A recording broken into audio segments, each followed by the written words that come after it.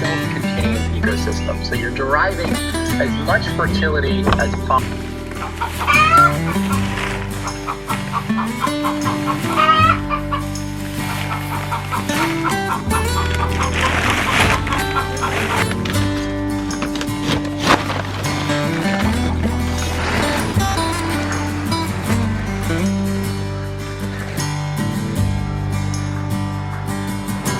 The other day, actually, when I was thinking about talking to you, that do you think that if you extrapolate that out, that we can start to hear?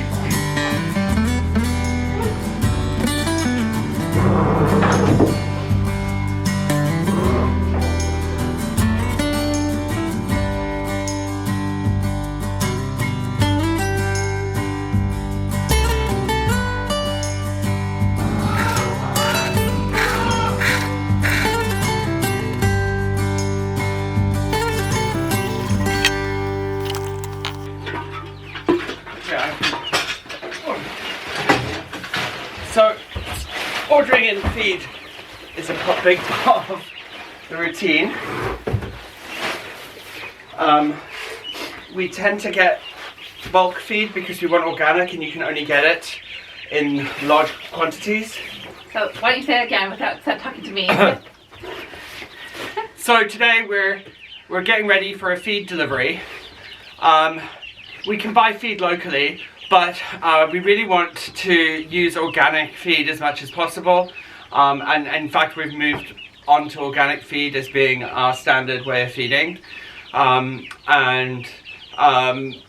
Unfortunately, we have to buy it in bulk, which means we need to store food on site for a while. So we have to get a pallet set up.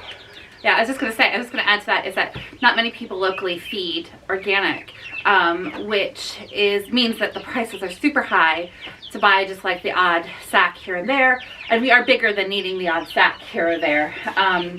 And so we are really lucky we have a local feed company that does Dawn, does a bunch of research for us and has found us some really relatively affordable organic feed that we can it's like 75 pence per bag more, so it's, you know, there's so 75p per bag more than we pay for a standard feed. Yeah. So it's well worth it, but it means we have to buy it by the pallet, and we don't have a forklift. No, so as with the flour, when we were supplying flour during the first lockdown, it's all hands to deck. As you can see, That way the feeds don't get mixed up. yeah, because there's two types of feeds. There's pulp. Get Gus. Yeah. Right, we're off to feed some animals.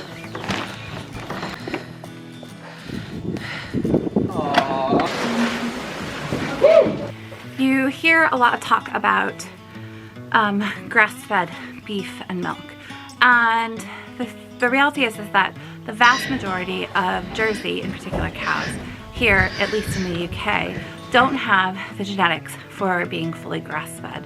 They have been brought up for a long time, generations and generations, on having a supplemental feed. So usually a barley or some other grain, as well as their hay/grass diet.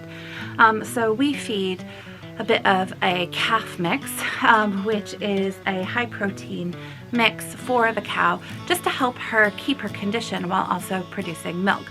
Because while you actually can feed grass only to a cow, what will happen is they will use up their body fat in producing the milk, you know, sacrificing themselves for the baby, and lose their own health. So we don't want that, and so I give her some coarse ration, which is really a mix of like rolled peas, molasses, sugar beet, and some barley.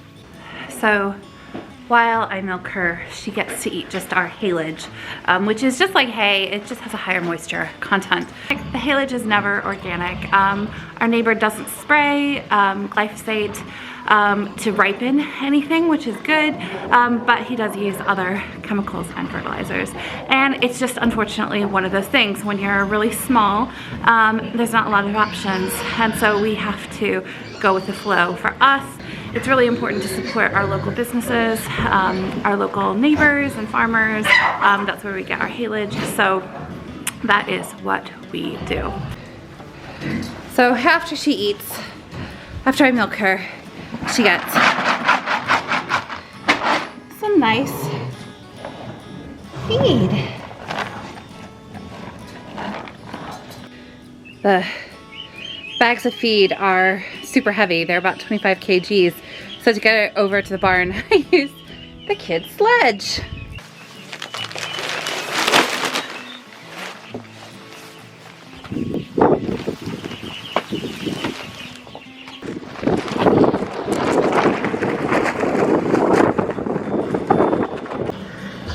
Hetty and the babies are doing good. The only thing is that she sort of has favors that little lamb at the back there with the less white, and this one that's feeding now, she sort of tried to reject, but that little lamb is very persistent and they're doing really good. They heard me.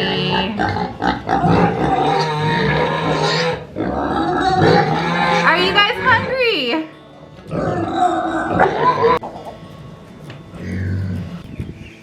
All right, outside animals fed. Now to go feed the hungry beasts on the inside of the house.